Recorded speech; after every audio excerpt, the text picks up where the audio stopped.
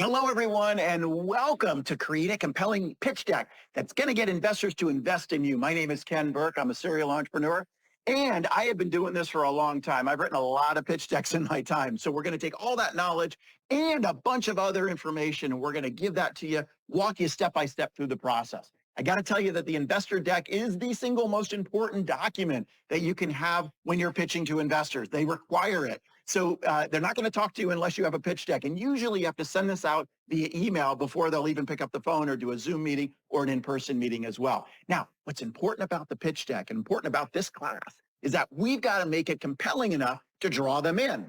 But at the same time, there is a standard format for this. I guess that's kind of good news as well, because I'm going to walk you through the standard format. And you've got to make sure that you include all the information. Otherwise, they're going to throw it out because they see hundreds and hundreds of these decks, some of these investors, depending on how popular those investors might be or how large or small they are, they can see hundreds in a month.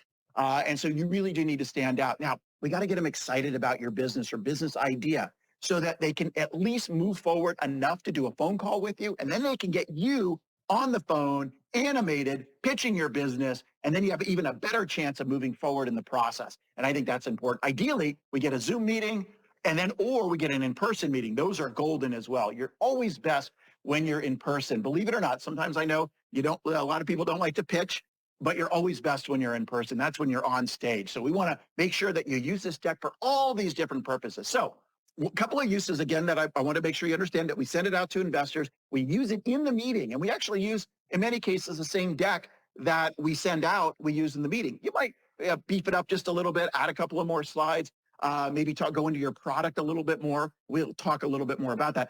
But it's generally the initial pitch that you give them, that you send via email, is generally the same as the pitch that you give them when you're on the phone, on a Zoom meeting, or in person. And because you're usually having to go through this presentation several times and meet different investors in their organization if you're moving forward with it. Okay, so everybody needs to be reintroduced to your business, and that's why this deck is so important. You can also use this on fundraising sites like Gust and Proceeder, which can be very, very valuable because it's part of the overall profile that you'll upload. And these sites are great for getting angel investors, getting micro investors, micro VCs, I should say.